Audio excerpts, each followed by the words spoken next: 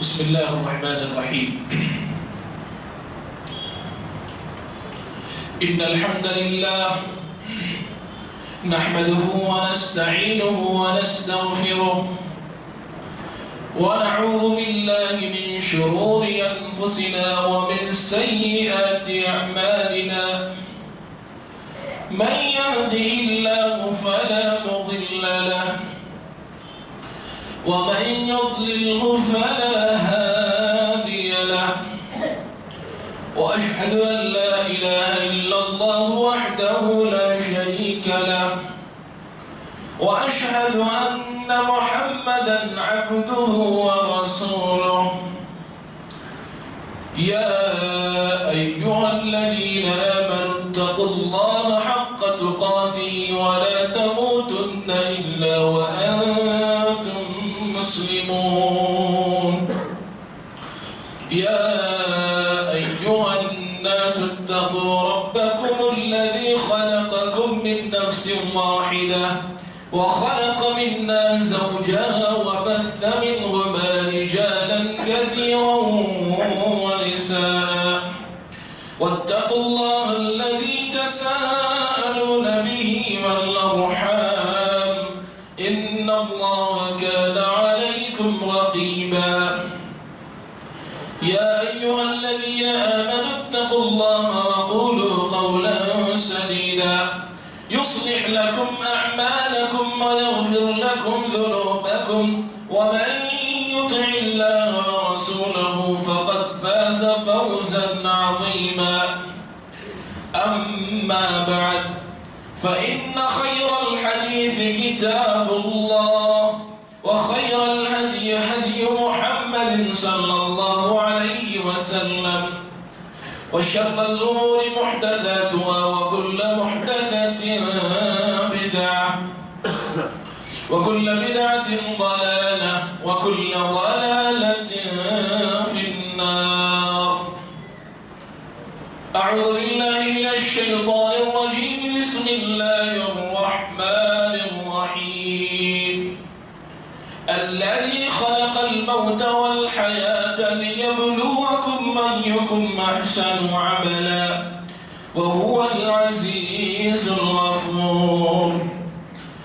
اللهم انفعني بما علمتني وعلمني بما ينفعني وزدني علما يا رب العالمين.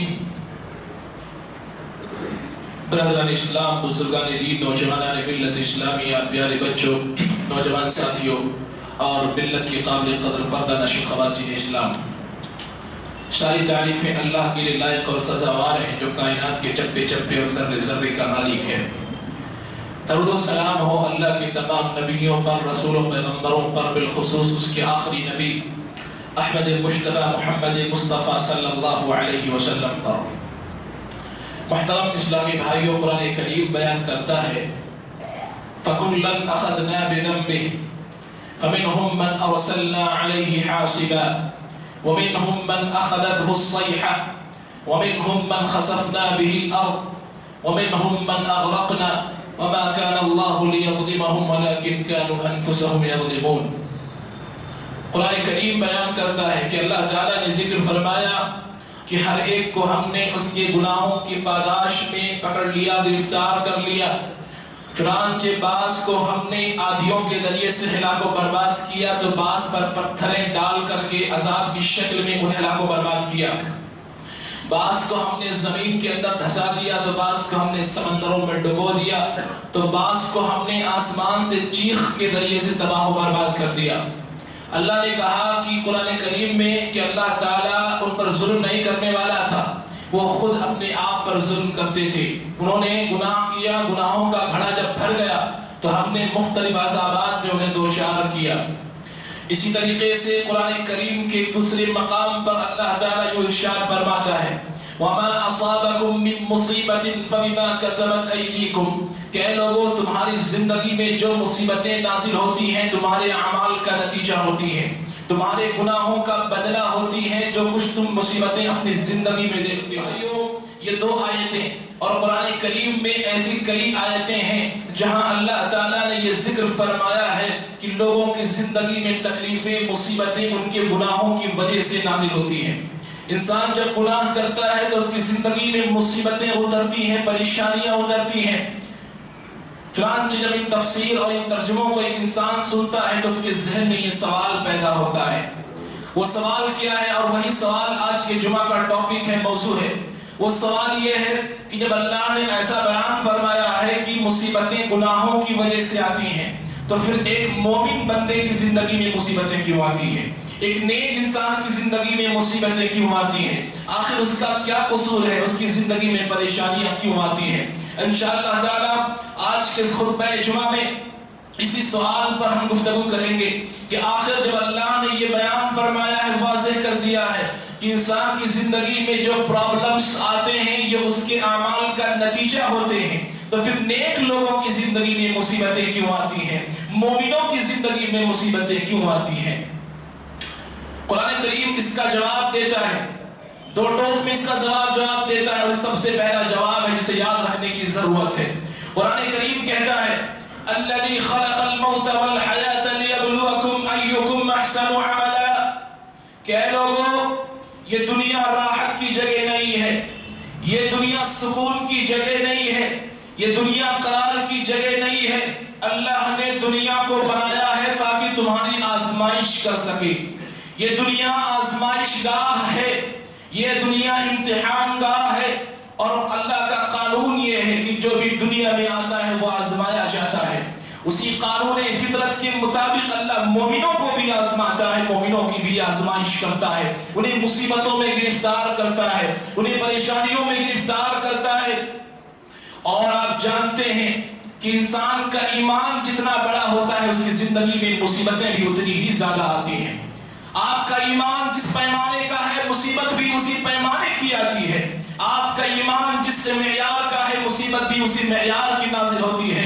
آپ کا ایمان بہت زیادہ ہے تو آپ کو آزمایا بھی بہت زیادہ جاتا ہے۔ نبی صلی اللہ علیہ وسلم بیان فرماتے ہیں ان الانبیاء اشد بلاء ثم الامثل فالامثل، اللہ کے نبی صلی اللہ علیہ وسلم کہتے ہیں اس سرزمین پر سب سے زیادہ آزمائش انبیاء کی ہوتی ہے، سب سے زیادہ انبیاء کو آزمایا جاتا ہے، پھر ان لوگوں کو آزمایا جاتا ہے جو ایمان میں اور عمل صالح میں ان سے قریب ہوتے ہیں۔ تو یہ حدیث بتلاتی ہے ایمان جتنا زیادہ ہوگا اتنی ہی آزمائش آئے گی، تاکہ اللہ یہ جاننا چاہتا ہے کہ تم میں سے کون ہے جو اپنے ایمان کو ثابت کرنا چاہتا ہے، تم میں سے کون ہے جو اپنے ایمان کو ثابت کرتا ہے کہ صحیح معنوں میں وہ مومن ہے۔ اور یہ آزمائش اس انداز میں آتی ہے، قرآن کریم اس حقیقت کو بھی بیان کرتا ہے۔ قرآن کریم کہتا ہے وَلَنَبْلُوَنَّكُمْ بِشَيْءٍ مِّنَ الْخَوْفِ وَالْجُوعِ وَنَقْصٍ مِّنَ الْأَمْوَالِ وَالْأَنفُسِ وَالثَّمَرَاتِ وَبَشِّرِ الصَّابِرِينَ۔ قرآن کریم بیان کرتا ہے کہ اے لوگوں اللہ یہ کہتا ہے کہ ہم تم کو آزمائیں گے، ہم تم کو آزمائیں گے۔ اگر تم دنیا میں آئے ہو تو ان آزمائشوں کا مرحلہ تمہیں پار کرنا پڑے گا۔ کبھی خوف کے ذریعے سے تمہیں آزمائیں گے، کبھی بھوک مری میں مبتلا کر کے تمہیں آزمائیں گے، کبھی جانیں چھین کر کے تمہیں آزمائیں گے، کبھی مالوں میں کمی واقع کر کے تمہیں آزمائیں گے۔ تو مختلف آزمائشیں بھائیو، یہ دنیا آزمائش کی جگہ ہے، یہاں ہر شخص جو آیا ہے کسی نہ کسی حوالے سے اسے آزمایا جاتا ہے۔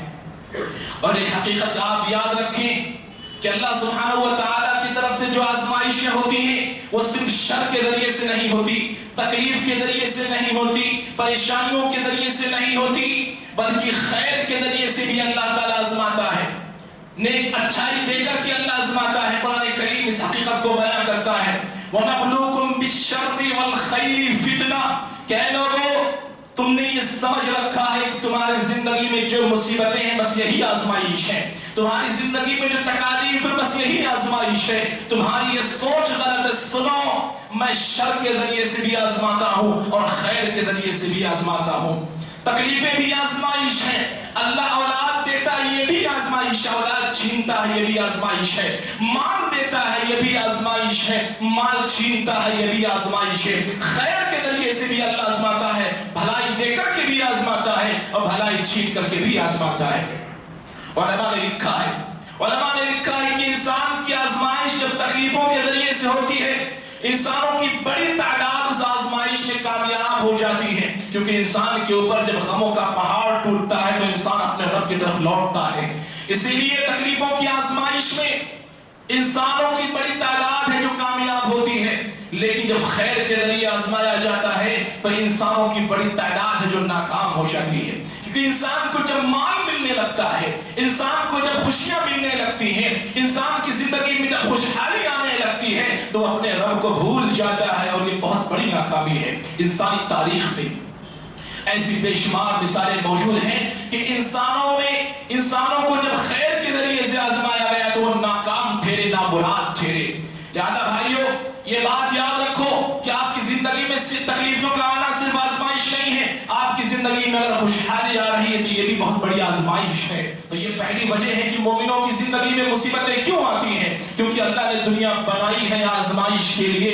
اسی قانونی فطرت کا تقاضا ہے کہ جو بھی یہاں آتا ہے اس کو آزمایا جاتا ہے، چاہے وہ مومن ہو کہ کافر ہو۔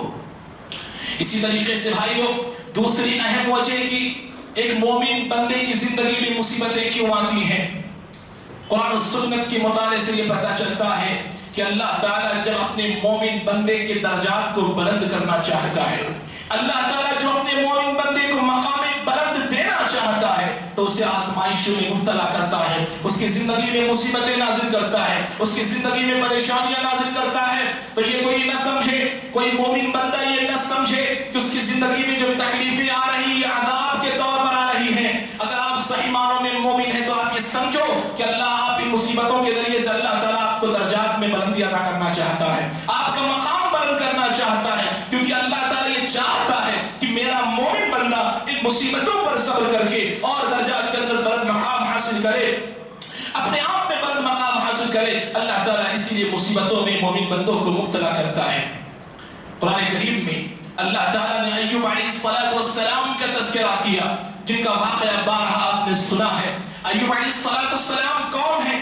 اس سرزمین کی مقدس ہستی ہیں، نبی ہیں، رسول ہیں، پیغمبر ہیں، لیکن اللہ تعالیٰ نے ان کو ایسا آزمایا کہ اللہ نے ایسی بیماری میں مبتلا کیا ایوب علیہ السلام کو جسے قوم کے رہنے والے لوگ اچھوت سمجھتے تھے۔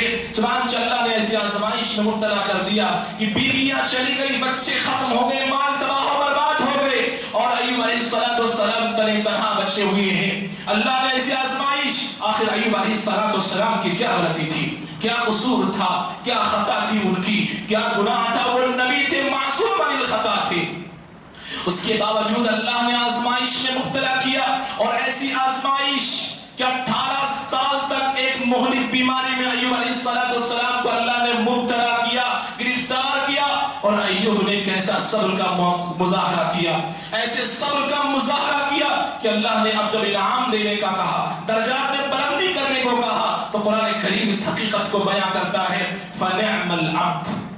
اس 18 سال کی مصیبت کی آزمائش میں مبتلا ہونے کے بعد اور صبر کرنے کے بعد اللہ نے جو ان کے درجات میں بلندی عطا کی، قرآن کریم اس کو بیان کرتا ہے کہ اللہ نے کہا نعم العبد، کتنا بہترین بندہ ہے یہ ایوب، کتنا بہترین بندہ ہے ایوب کہ اس نے اپنے رب کی طرف سے آئی ہوئی آزمائشوں کو، تکلیفوں کو شکوہ نہیں کیا، اپنے رب کے سامنے شکوہ شکایت نہیں کی، بلکہ اس پر راضی رہا، اس وجہ سے کہ جب رب راضی ہے اس کو آزمانا چاہتا ہے تو بندہ بھی اپنے اس رب کی آزمائش پہ رضامندی کا اظہار کرتا ہے اور صبر کرتا ہے، اور جب صبر کرتا ہے تو اللہ کی طرف سے اس کے درجات میں بلندی عطا ہوتی ہے، اللہ اس کے مقام کو بلند کرتا ہے۔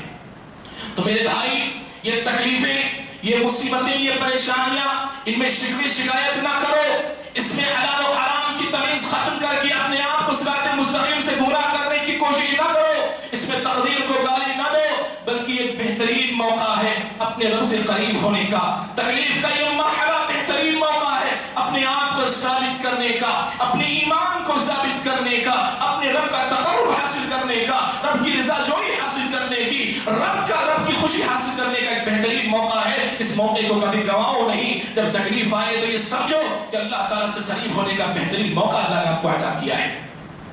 عمران ابن حسین رضی اللہ تعالی عنہ، متقی صحابی، نیک صحابی، اتنے متقی کہ زمین پر جیتے جی آسمان سے فرشتے ان کے اوپر سلام نازل کرتے ہیں، سلام اتارتے، ان کو سلام کہتے ہیں۔ اللہ نے عمران ابن حسین کو ایسی آزمائش میں مبتلا کیا کہ 30 سال تک اپنے بیڈ سے اٹھ نہ سکے، اپنے بستر سے وہ اٹھ نہ سکے۔ عمران ابن حسین ایسی بیماری میں مبتلا ہوئے کہ 30 سال تک اپنے بیڈ پر پڑے رہے۔ قضاء حاجت کی ضرورت پڑتی تھی تو کسی سہارے کی ضرورت پڑتی تھی جو انہیں کاندھے پر سہارا دے کر کے لے جاتا اور قضاء حاجت مکمل کرتا۔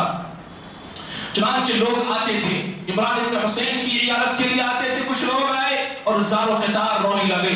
عمران ابن حسین رضی اللہ تعالیٰ عنہ نے کہا کہ اے لوگوں تم کیوں رو رہے ہو، تم کیوں رو رہے ہو؟ لوگوں نے کہا عمران تمہاری حالت ہم سے دیکھی نہیں جاتی، 30 سال سے تم بستر پر پڑے ہوئے ہو، قضاء حاجت کے لیے بھی طاقت نہیں بچی ہے، عمران تمہاری حالت ہم سے دیکھی نہیں جاتی۔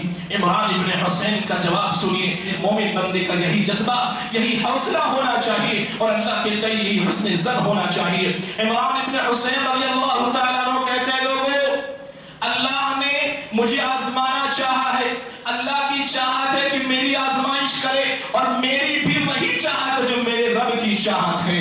میرا رب جو چاہتا ہے وہی میں بھی چاہتا ہوں، میرا رب مجھے آزمانا چاہتا ہے، اس لیے میں بھی اپنے رب کی چاہت کو چاہتا ہوں۔ تو یہ جذبہ ہونا چاہیے، یہ حوصلہ ہونا چاہیے کہ تکلیفوں میں، مصیبتوں میں، پریشانیوں میں آہ و بکا کرنے کی ضرورت نہیں ہے، شکوے شکایت کرنے کی ضرورت نہیں ہے، تقدیر کو گالی دینے کی ضرورت نہیں ہے، کسی کو کوسنے کی ضرورت نہیں ہے، بلکہ یہ سمجھنے کی ضرورت ہے اور ایک مومن بندے کی یہی سوچ ہونی چاہیے، یہی فکر ہونی چاہیے کہ اللہ نے بہترین موقع دیا ہے کہ میں اس سے قریب ہو جاؤں، اللہ نے بہترین موقع دیا ہے کہ صبر کر کے اپنے رب کی جانب سے میں بلندی درجات حاصل کروں، اللہ نے بہترین موقع دیا ہے کہ اس مصیبت پر صبر کر کے اللہ کی نظر میں محبوب بن جاؤں۔ بھائیو، تو یہ دوسری اہم وجہ ہے کہ اللہ جب اپنے مومن بندے کو مرد مقام دینا چاہتا ہے، درجات میں بلندی عطا کرنا چاہتا ہے تو اسے مختلف مصیبتوں میں گرفتار کرتا ہے تاکہ یہ صبر کر کے اللہ کے یہاں بلند مقام حاصل کر لے۔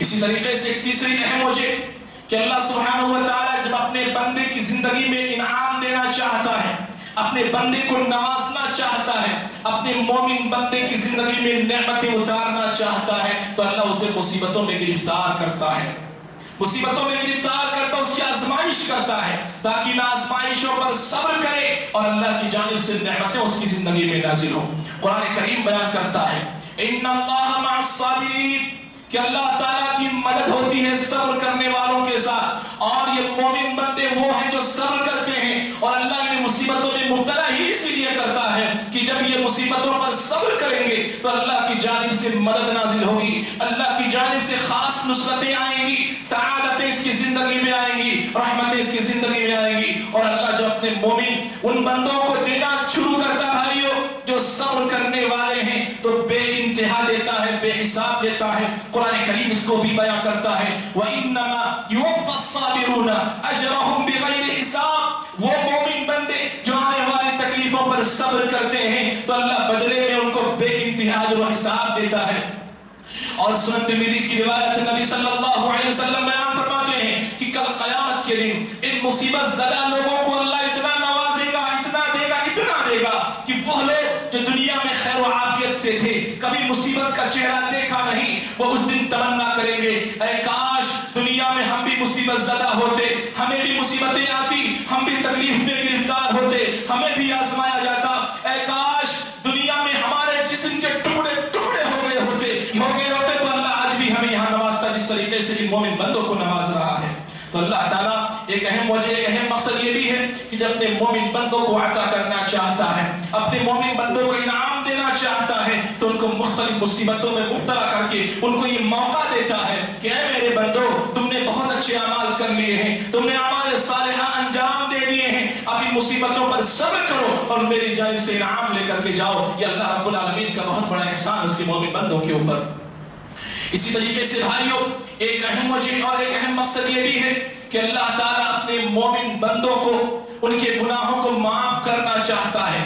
اللہ یہ چاہتا ہے کہ میرا مومن بندہ، یہ میرا محبوب بندہ کل قیامت کے دن جب مجھ سے ملے تو اس کے گناہ مکمل طور پر پاک صاف رہیں، اس کے گناہ ختم رہیں، تاکہ جب یہ مجھ سے ملے تو اس کے پاس صرف نیکیاں ہی نیکیاں رہیں۔ اسی لیے اللہ کو زندگی میں مصیبتیں مبتلا کر کے، اور آپ جانتے ہیں کہ انسان چاہے کتنا نیک کیوں نہ بن جائے کہیں نہ کہیں اس کی زندگی میں گناہ کے اثرات پائے جاتے ہیں. انسان ہونے کے ناطے اس کی زندگی میں کہیں نہ کہیں گناہ پایا جاتا ہے، اور اللہ اپنے مومن بندوں کو مصیبتوں میں مبتلا کر کے انہی گناہوں سے پاک صاف کرنا چاہتا ہے، تاکہ اپنے رب کے ساتھ میں جب یہ جائیں تو ان کے پاس صرف نیکیاں ہی نیکیاں ہوں، گناہوں کا کوئی شائبہ موجود نہ ہو. اما عائشہ رضی اللہ تعالی عنہ بیان فرماتی ہیں کہ مومن کو جب تکلیف میں مبتلا کیا جاتا ہے، حتیٰ کہ ایک کانٹا بھی جب اس کے پیروں میں چبھتا ہے تو اس کانٹے کے چبھن کے بدلے اللہ اس کے گناہ کو معاف کرتا ہے اور اس کے نام اعمال ایک نیکیاں لکھ دی جاتی ہے. اسی طریقے سے ایک اور روایت میں دیکھیں اللہ کے نبی صلی اللہ علیہ وسلم نے بیان فرمایا ما یزال بلاء المؤمن، کہ مومن کو برابر آزمایا جاتا ہے، مومن کو برابر میں مصیبتوں میں مبتلا کیا جاتا ہے. ایک وقت ایسا آتا ہے کہ اس کی زندگی میں گناہ مکمل ختم ہو جاتے ہیں، صرف نیکیاں بچتی ہیں، پھر اللہ تعالیٰ انہیں اپنے پاس بلا لیتا ہے. تو یہ مصیبتیں، یہ پریشانیاں، یہ تکلیفیں، انہیں اللہ کی جانب سے آئی ہوئی نعمت شمار کرو، کیونکہ جتنا صبر کرو گے تمہارے گناہ اس سے مٹیں گے. ایک معمولی کانٹا چبھتا ہے، ایک گناہ مٹا دیا جاتا ہے، ایک نیکی لکھ دی جاتی ہے. تو آپ تصور کر سکتے ہیں مصیبتوں کے یہ پہاڑ، پریشانیوں کے یہ انبار کتنے گناہوں کے لیے کفارہ بن سکتے ہیں، ہم اور آپ اس کا اندازہ نہیں کر سکتے. اسی لیے مومن کا معاملہ ایسا ہے کہ جس بھی حالت میں رہتا اللہ کا شکر ادا کرتا ہے. اگر اسے خیر نصیب ہوتی ہے، اسے بھلائی نصیب ہوتی ہے تو اللہ کی نعمتوں کی شکر گزاری کرتا ہے، اور اگر مصیبت آتی ہے تو اللہ ان مصیبتوں پر صبر کرتا ہے. وہ یہ سوچتا اور شکر بھی ادا کرتا ہے کہ اللہ تعالیٰ نے مصیبتوں کو نازل کر کے میرے گناہوں کے لیے کفارہ بنا دیا ہے، گناہوں کو مٹانے کا ذریعہ بنا دیا ہے. اسی طریقے سے بھائیوں، مومنوں کی زندگی میں مصیبتیں کیوں آتی ہیں؟ ایک اہم وجہ یہ بھی ہے کہ انسان کتنا نیک ہی صحیح، لاکھ نیک صحیح، لیکن کہیں نہ کہیں وہ گناہ ضرور کرتا ہے. کوئی ایسا گناہ اس کی زندگی میں ہوتا ہے جسے وہ چھوڑ نہیں پاتا ہے، اسے چھوڑ نہیں پاتا ہے.